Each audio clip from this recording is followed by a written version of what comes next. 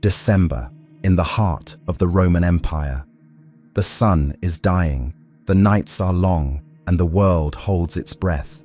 But in the darkness, there is a fire, a festival of chaos, where masters serve their slaves, a mock king rules, and the rigid order of the world is gleefully burned to the ground for 1 week of glorious madness. December, 2 millennia later.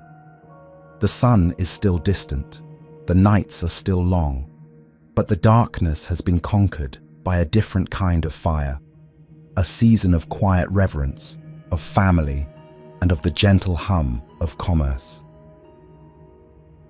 The journey between these 2 Decembers is the story of a holiday's death and violent rebirth. It is a 2,000-year history of saints and marketers, of pagan gods and puritanical soldiers, of kings, cartoonists, and pop stars. It is the story of how the most chaotic and debauched festival of the ancient world was transformed, co-opted, banned, and ultimately reinvented into the global cultural phenomenon we know today. This is the entire history of Christmas. The story of Christmas begins with a death, the apparent dying of the year at the end of December. It begins in a world lit only by fire and the stars, a world that operated on a rhythm of agriculture and solar anxiety. For the pre-Christian peoples of the Northern Hemisphere, the winter solstice was a moment of stark, existential dread. Each day, they watched as the sun's arc grew shorter, its light weak struck in the face of the season's terror. Central to these Yule traditions was a mysterious and enduring figure, the Julbok, or Yule goat. While its exact origins are debated by folklorists, the figure is consistently tied to the harvest and the need for a prosperous new year. In some traditions, the Yule goat was a spirit that was slain with the last sheaf of grain in the autumn harvest, only to be reborn in the midwinter. In others, it was directly connected to the god Thor, whose mighty chariot was pulled across the sky by 2 goats. This figure was a powerful, ambivalent spirit. It was a bringer of gifts, a symbol of the coming harvest, but it was also an enforcer. In some traditions, the Yule goat would wander from house to house, checking to see if the preparations for the Yule feast were being properly observed. This tradition of a supernatural inspector of the holiday would prove to be remarkably resilient. The figure of the Yule goat itself would survive for centuries, eventually being sanitized into the familiar straw Christmas ornament of modern Scandinavia. Its function as the fearsome enforcer of Yule, however, would be inherited by a host of other, darker figures who accompanied the gift-givers of a later faith.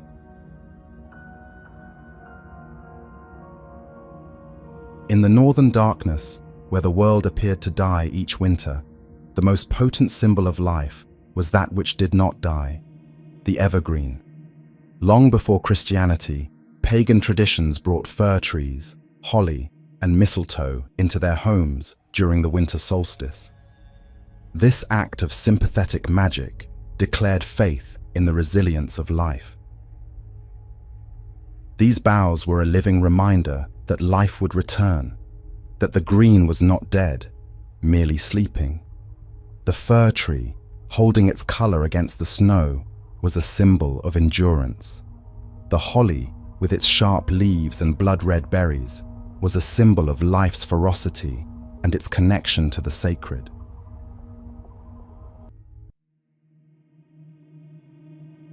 While the Germanic tribes continued their ancient rituals in the northern forests, the Roman Empire, the center of the civilized world, was consuming itself in fire. The 3rd century CE was a period of severe and unprecedented instability, a 50-year stretch of anarchy and collapse, known to historians as the crisis of the 3rd century. The empire was beset by a seemingly endless cycle of civil war. Dozens of so-called barracks emperors were raised up by their legions, only to be murdered and replaced, sometimes after reigning for only a few months. The constant warfare drained the treasury and shattered the internal peace that had been Rome's greatest achievement. This political chaos was matched by a devastating economic collapse. The state, desperate for funds, repeatedly debased its currency, leading to rampant, uncontrollable hyperinflation. Trade routes broke down, and a sense of deep economic despair settled over the populace. At the same time, the empire's borders were fracturing under the pressure of constant external threats. Barbarian incursions from the north and the rise of a new Persian empire in the east stretched the Roman military to its breaking point. This half-century of chaos created a profound crisis of faith.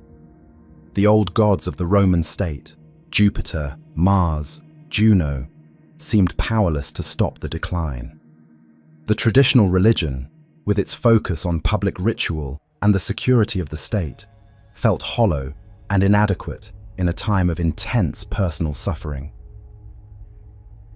This spiritual vacuum created a fertile ground for new, more personal, and more universalizing religions to take root. Mystery cults from the East, like the worship of Mithras and Isis, which promised individual salvation and a direct connection to the divine, grew immensely popular. It was in this same period that Christianity, with its compelling message of hope and redemption, began its exponential growth from a persecuted sect into a major religious force. In the face of this internal fragmentation, a succession of strong emperors understood that military might was not enough to save the empire. They needed a new, unifying theology, a single, supreme deity that could bind their disparate and demoralized subjects together with a shared sense of purpose. The search for this new god would set the stage for the birth of Christmas. The Roman emperors, searching for a unifying god, found the perfect candidate in a deity that had been a part of their culture from the very beginning, but stole for its own purposes. This narrative is simple, compelling, and has a ring of subversive truth to it. It is the foundational piece of evidence for the entire pagan co-option theory. It is also an assumption unsupported by the historical evidence. The historical record is silent on this point. There is no evidence from 274 CE, or from the several decades that followed, that Aurelian instituted any celebration for Sol Invictus on December 25th. The surviving sources that describe his actions, coins, inscriptions, historical texts, mention the new temple, the new priests, and the games. None of them mention a birthday festival for the god on December 25th. This is a stunning omission. The popular narrative has assumed that the establishment of the cult of Sol Invictus was the same thing as the establishment of the holiday of Natalis Invicti on December 25th. The primary sources show a different story. Aurelian established the god, but the holiday on that specific date does not appear in any known source until much, much later. This fact becomes the single most important piece of evidence in understanding the true origin of Christmas. The simple story of Christianity stole a pagan holiday begins to unravel when we discover that there is no definitive proof the pagan holiday even existed on that date at the time of the alleged theft. This leaves us with a genuine historical mystery. If the December 25th date was not a direct co-option of a pre-existing pagan festival, then where did it come from? The answer, as we will now explore, lies within the complex, internal, and often bizarre world of early Christian theology, far from the pagan temples of Rome. The stage is set for a war of calendars, a conflict between gods fighting for the most symbolically potent date of the year.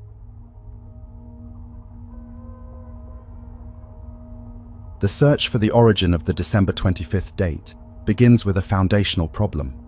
The New Testament, the source text for the entire Christian faith, is completely silent on the date of Jesus' birth. The Gospels of Matthew and Luke, which contain the famous nativity accounts, provide no month, no day, and not even a season. The narrative of the shepherds and the Magi, the manger and the star, is a story concerned with theological meaning, not historical minutiae. It seeks to establish Jesus' identity as the Messiah, the King of the Jews, and the Savior of humanity. The specific calendrical details of his birth were of little to no importance to the Gospel writers. In fact, the only climatological clue in the entire story, the reference in the Gospel of Luke to shepherds tending their flocks at night, has been used by scholars to argue against a winter birth. Shepherds in Judea would likely have corralled their flocks during the cold, wet month of December, making a spring lambing season a more plausible setting for this scene. For the first 2 centuries of the Church, this lack of a date was a feature, not a bug. The early Christians were far more focused on Christ's death and resurrection, the events that formed the very core of their faith. Easter was the first and, for a long time, the only major Christian festival.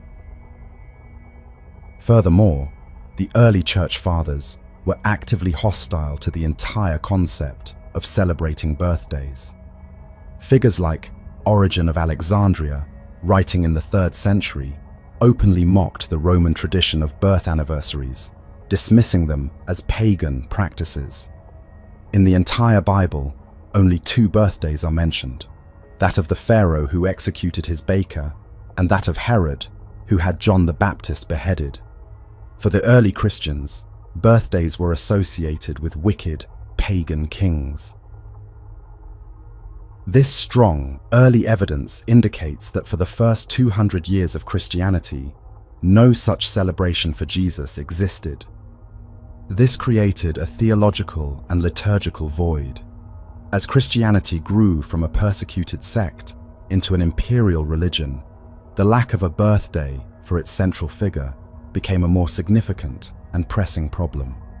A date was needed, and the story of how that date was chosen is the story of the First Great War for the soul of Christmas. By the 3rd and 4th centuries, as Christianity grew from a persecuted sect into an imperial religion, the lack of a birthday for Jesus became a more significant theological and liturgical void. A date was needed. How that date was chosen is the single most debated question in the holiday's history, pitting a popular theory of co-option against a surprising and complex scholarly counter-narrative. The popular history of religions theory, as we've discussed, insists that the Church simply looked at the pagan calendar and chose December 25th to co-opt and supplant the festival of Sol Invictus. This co-option hypothesis is simple, logical, and presents the Church as a brilliant and strategic cultural conqueror. The primary sources, however, suggest a very different and much more complex story. The main scholarly alternative to the co-option theory is known as the calculation hypothesis, sometimes called the computation theory. This theory argues that the date of Christmas was determined by an internal theological calculation derived from scripture, chronography, and ancient Jewish tradition. It posits that the date was chosen for reasons that had nothing to do with pagan festivals, but everything to do with the date of a different, far more important event in the Christian calendar: the death of Jesus. For the early Christians, the single most important date in all of history was the date of the crucifixion, The moment of Christ's death and subsequent resurrection was the anchor of their entire faith and the center of their liturgical year. Early Christian scholars, obsessed with fixing a single, authoritative, and internally consistent timeline of the world, therefore poured immense intellectual energy into one task: calculating the precise, historical date of Jesus' crucifixion. Their quest for this date and its surprising connection to an ancient Jewish tradition regarding the lives of great prophets would lead them to an astonishing conclusion. It was a conclusion reached by looking deeper into their own scriptures and traditions. It did not depend on borrowing their neighbors' festivals. This theological detective story entirely reverses the popular narrative.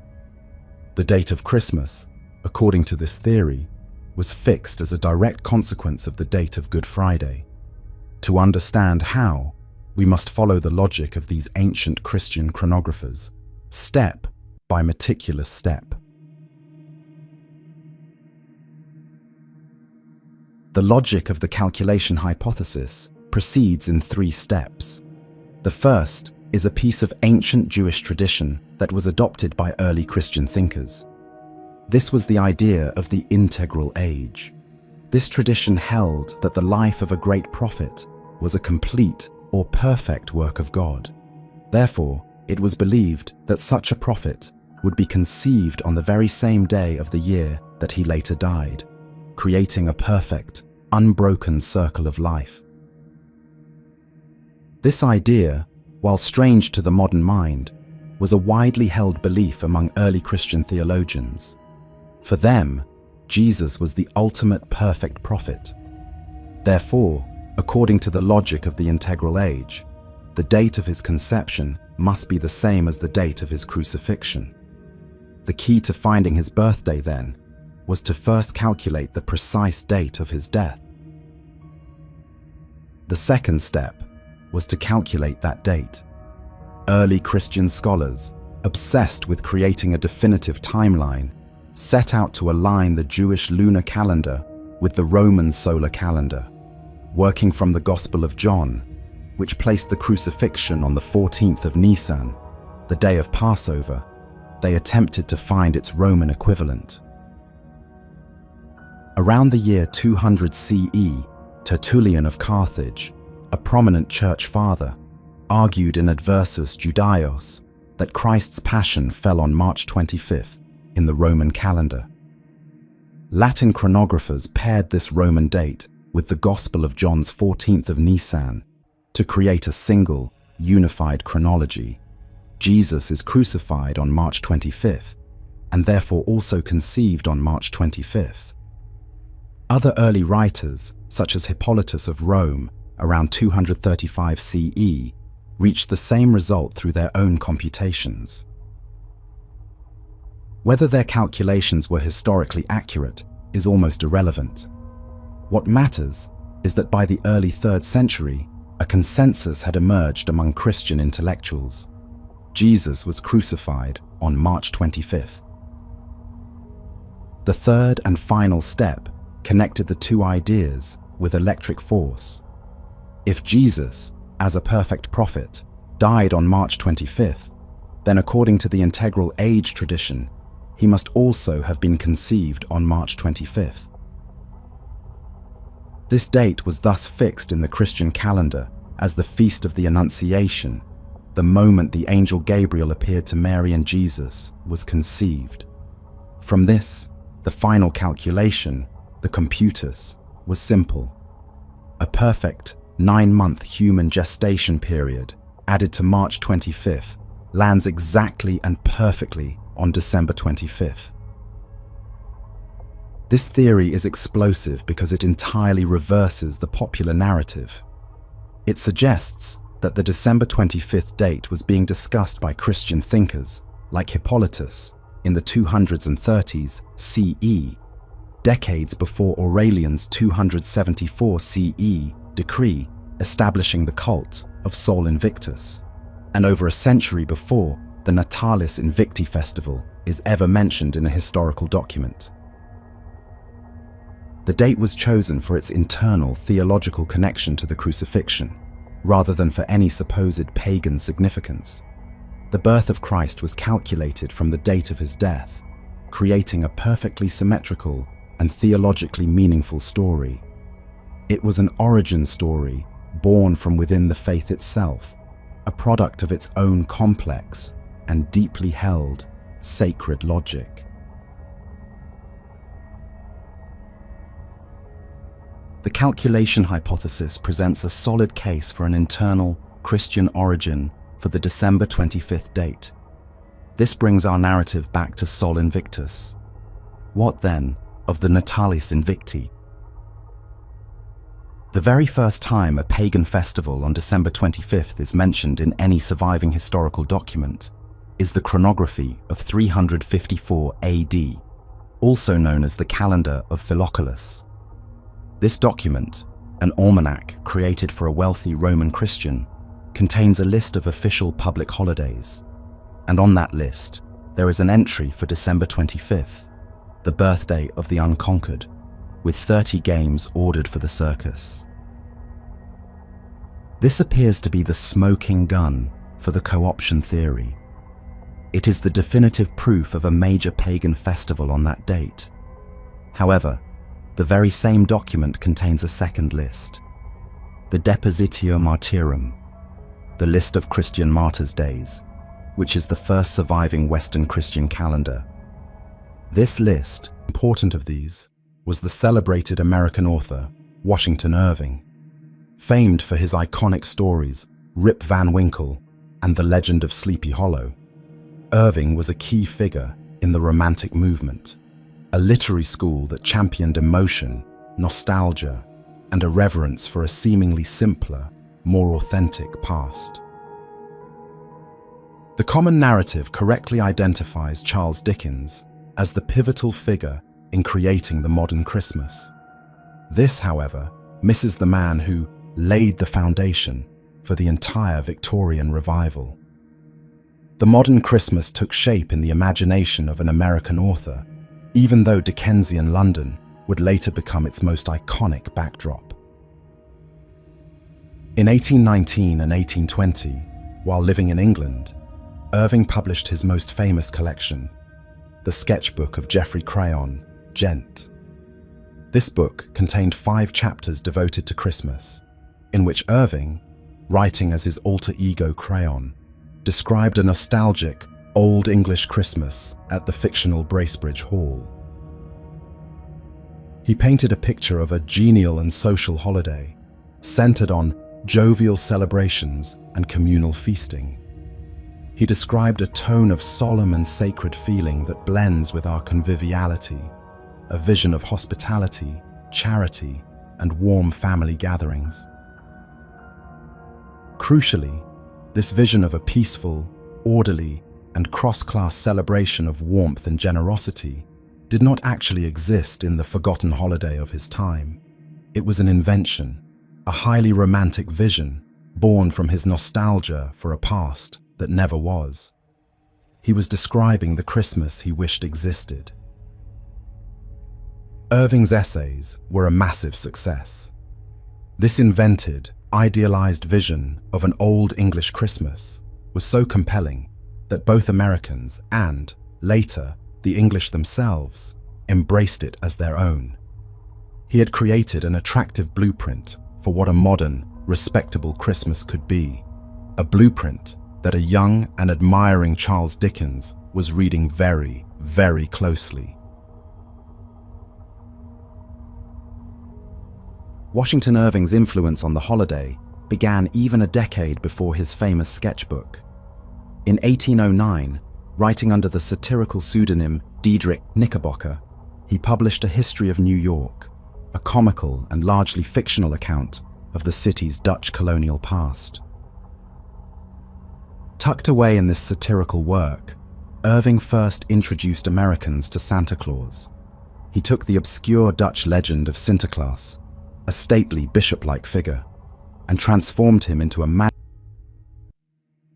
He provided the world with a perfect, archetypal narrative of redemption.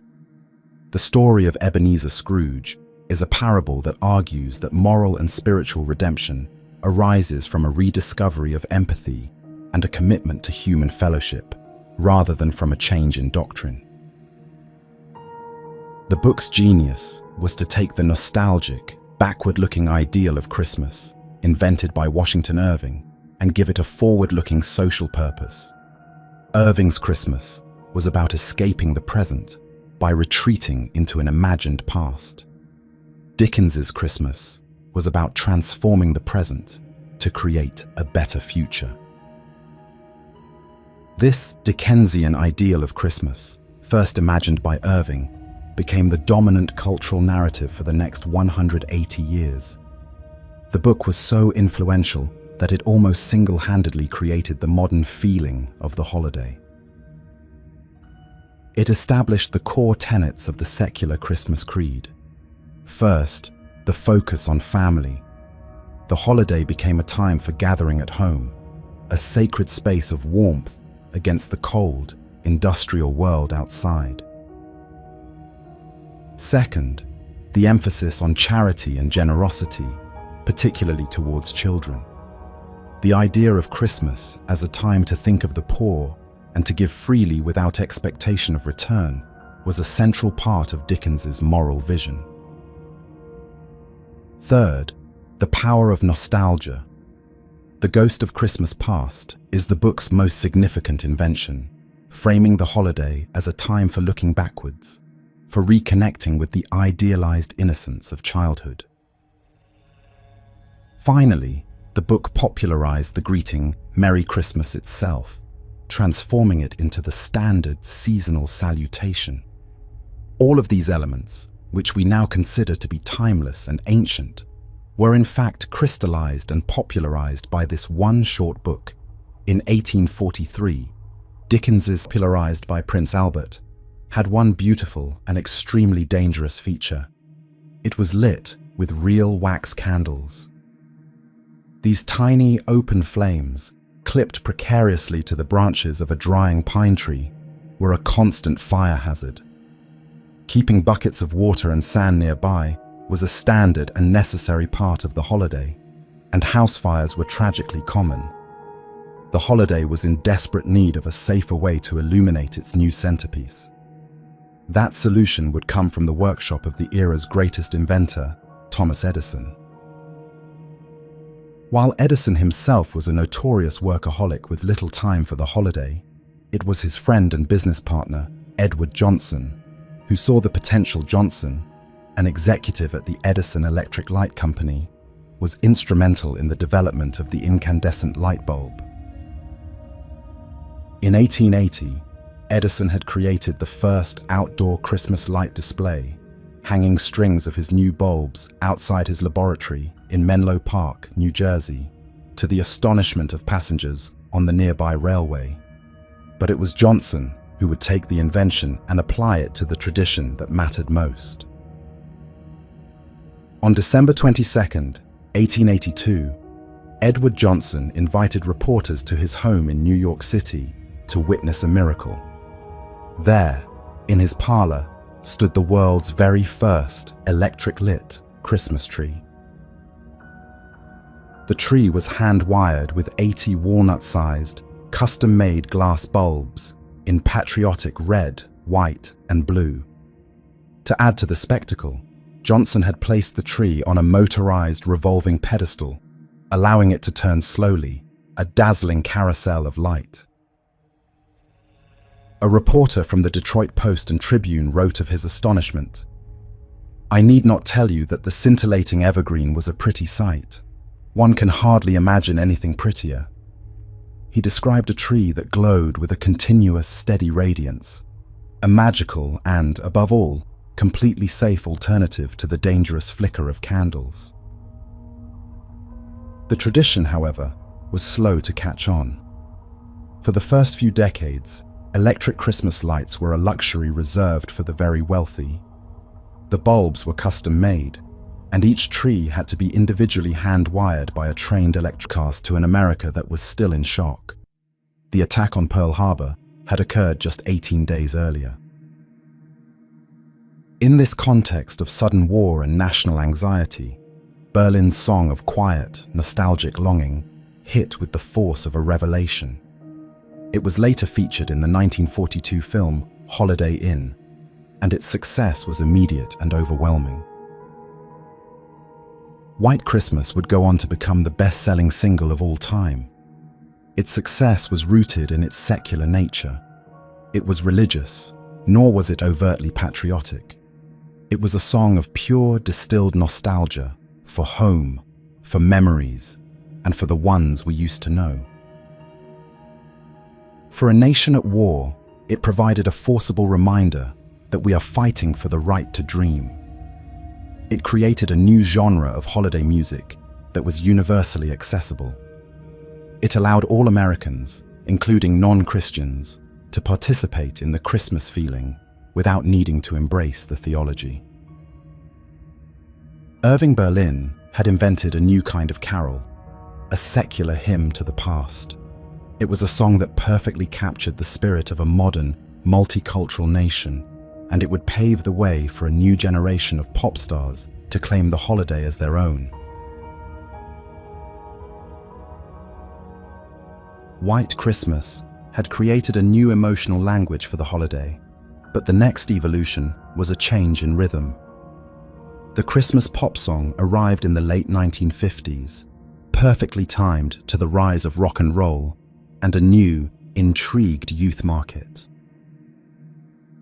A perfect case study in media's power to create a classic is the song "Rockin' Around the Christmas Tree."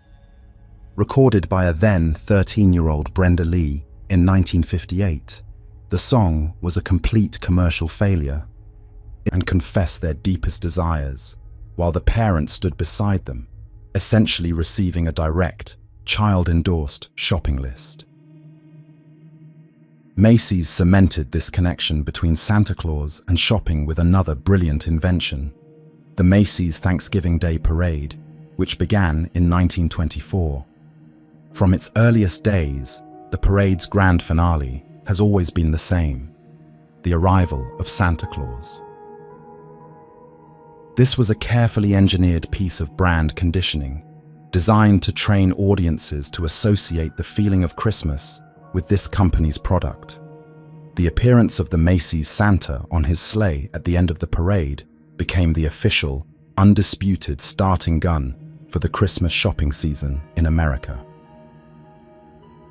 This link between Thanksgiving and Christmas commerce would eventually give rise to the modern, chaotic ritual of Black Friday, the day after Thanksgiving, which is now the single biggest shopping day of the year. The entire commercial calendar of the modern holiday was built around the framework that these department stores first created. The department store Santa was a revolutionary innovation. It took a magical, ethereal figure who lived at the North Pole and gave him a physical, accessible, and commercial home in the heart of the city. It transformed a visit to a store into a sacred holiday pilgrimage, and in doing so, it perfectly and permanently fused the spirit of Christmas with the spirit of capitalism. The final member of our commercial trinity emerged from the marketing department of a single department store, rather than from a global corporation like Coca-Cola. The most famous reindeer of all is a surprisingly modern invention, a beloved piece of ancient folklore created in 1939. That year, the Chicago-based department store Montgomery Ward wanted to create its own holiday giveaway, a coloring book they could hand out to children to drive store traffic. They assigned the task to one of their in-house copywriters, a 34-year-old man named Robert L. May. May, who described himself as a small and often bullied child, decided to write an underdog story. He conceived of a young, misfit reindeer, ostracized by his peers for a strange physical deformity, a bright, glowing, red nose. This reindeer would, of course, get the chance to prove his worth and save Christmas. He named him Rudolph. The store's management was initially hesitant, concerned that a red nose would be associated with drunkenness and would be inappropriate for a children's story. But May persisted, bringing in a staff artist to create convincing sketches, and the company eventually approved the project. The Rudolph the Red-Nosed Reindeer booklet was an unprecedented success. Montgomery Ward distributed over 2 million copies in its first year alone. The story of the plucky, misfit reindeer who saves Christmas resonated deeply with the American public. After the war, the story's popularity exploded. In 1949, May's brother-in-law, Johnny Marks, adapted the story into a song. Recorded by Gene Autry, the song became a colossal hit, cementing Rudolph's place in the Christmas canon. The famous 1964 stop-motion television special would then make him a permanent fixture of the holiday season for all generations to follow. The invention of Rudolph is the ultimate example of Christmas commercialization becoming indistinguishable from genuine folklore. He is a character with absolutely no roots in historical or mythological tradition. He was created for the sole purpose of luring shoppers into a department store. Yet, today, he is as real and as non-negotiable a part of the Santa Claus mythos as the 8 reindeer named by Clement Clarke Moore a century earlier. He is a corporate mascot who became a beloved folk hero. The final force that codified modern Christmas was the storytelling medium of the 20th century, cinema. The celluloid Christmas is the force that took the ideals invented by Irving and Dickens, the images created by Nast and Sundblom, and the music written by Berlin, and fused them all into a single, emotionally overwhelming Christmas feeling.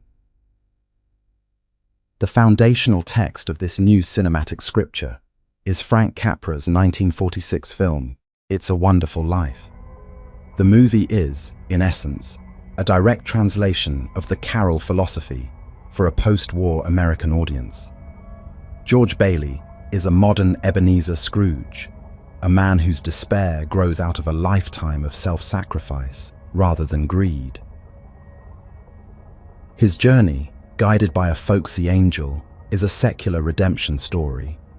He rediscovers his own worth by seeing the profound impact his ordinary life has had on his community, rather than through a single spectacular miracle.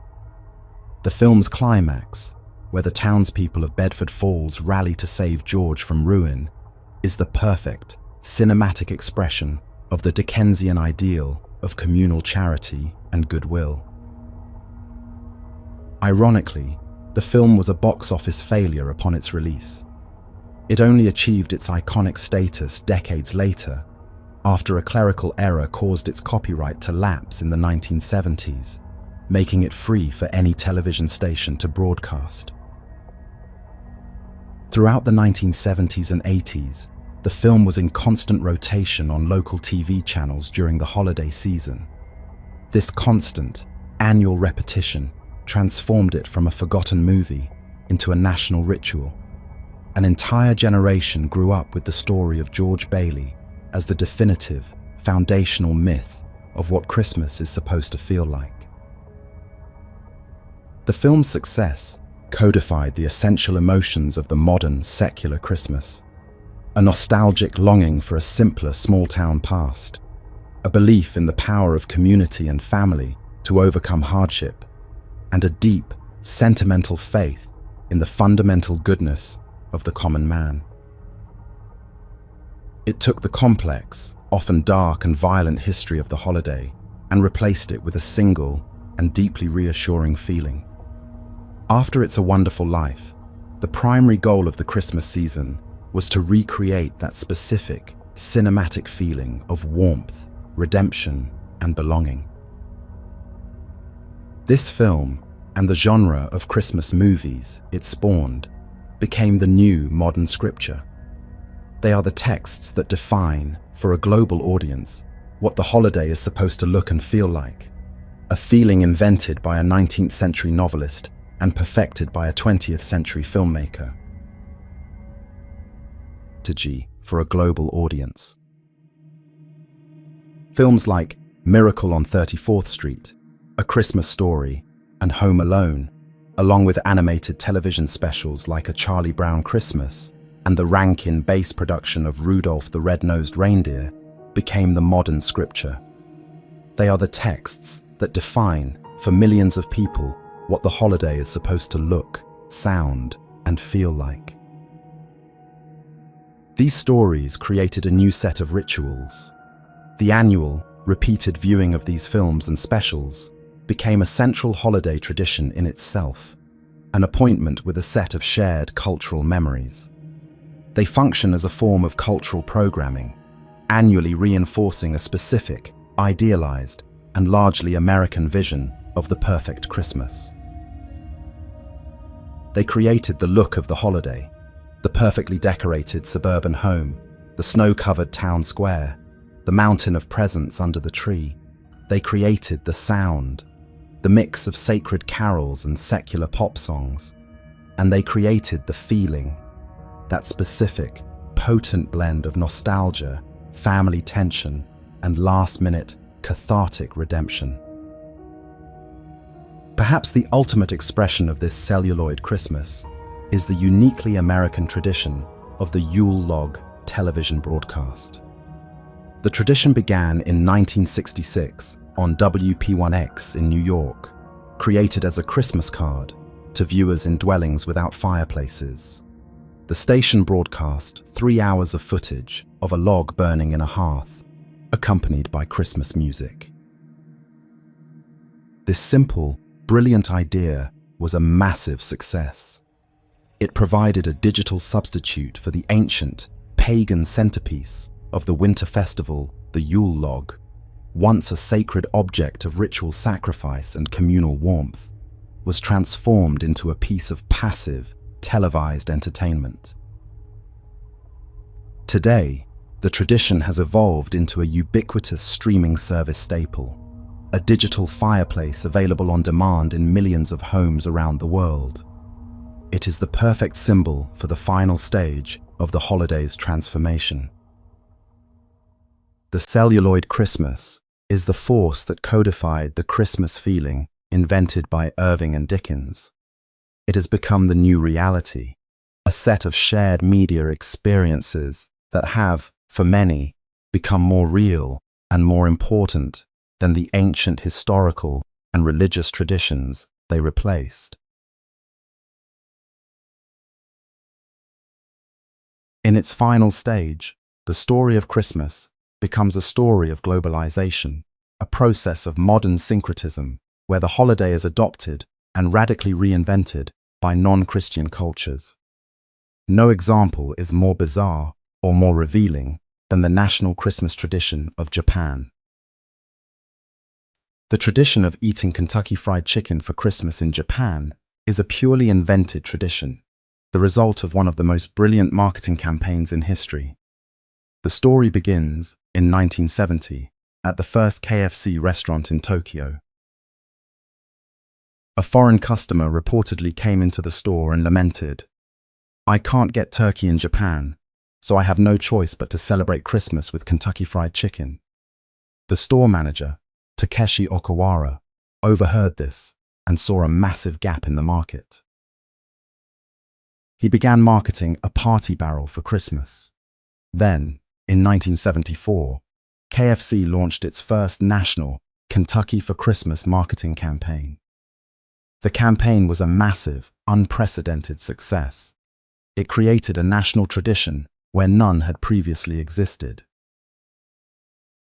The campaign successfully linked KFC's American heritage with the festive, celebratory, and exotic idea of a Western Christmas. For a nation with no native Christian tradition, KFC provided a complete, pre-packaged, and easy-to-understand way to participate in the holiday. Today, Kentucky for Christmas is an immovable national tradition in Japan. millions of families pre-order their special holiday buckets weeks in advance. On Christmas Eve, lines stretch around the block at KFC restaurants across the country. The tradition now accounts for a third of KFC Japan's total yearly sales. The story of KFC Christmas is a perfect microcosm of the holiday's modern evolution. It is a tradition completely divorced from any religious or folkloric origin. Its meaning is entirely commercial and cultural, invented from whole cloth to fill a market gap. Yet for the millions of people who practice it, it has become an authentic and cherished family ritual. It is a testament to the holiday's ultimate adaptability. In the 4th century, the church repurposed a pagan festival. In the 21st, a fast food corporation has done the exact same thing, proving that the process of syncretism is a living, modern, and ongoing force.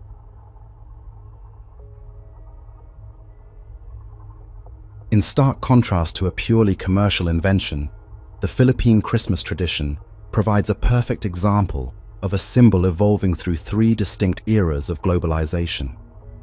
This is the story of the parol, the star lantern, the most iconic symbol of the Filipino Christmas. The tradition begins in the Spanish colonial era. The original parol, derived from the Spanish word farol for lantern, was a simple, rectangular paper lantern lit with a candle. Its purpose was entirely practical and devotional. It was used to light the way for communities walking to the 9-day novena processions, the Simbang Gabi, that lead up to Christmas. This simple lantern was a humble but vital part of a deeply Catholic tradition, a symbol of the community's shared journey of faith in the darkness before the dawn of Christ's birth. The first great transformation came during the American colonial era. In 1908, an artisan from Pampanga named Francisco Estanislao allegedly created the first 5-pointed star parol. This was a brilliant creative leap. It took the simple, practical lantern and explicitly and powerfully linked it to the Star of Bethlehem from the Nativity story. The parol was no longer just a source of light for a procession. It was now a direct, symbolic representation of the star that guided the Magi, a national emblem of the Christmas story itself. The final evolution came in the modern era, with the introduction of technology. Battery-operated paroles with incandescent bulbs appeared in the 1940s. Then, in 1957, a lantern maker named Rodolfo David invented a rotor system, creating the first dancing programmed lights. Today, the parol is the center of the spectacular Ligligan Parul, the giant lantern festival in Pampanga. These colossal, kaleidoscopic lanterns, with their complex, computer-programmed light shows, are a testament to Filipino artistry and technological ingenuity. The journey of the parol is a perfect example of a tradition evolving through centuries of cultural change. From a simple Spanish candle lantern to an American-era Star of Bethlehem to a modern technological work of art, it has absorbed influences and adapted its form. Through it all, it has remained the undisputed national symbol of the Filipino Christmas, an expression of faith, cultural identity, and the enduring hope for a guiding light in the darkness.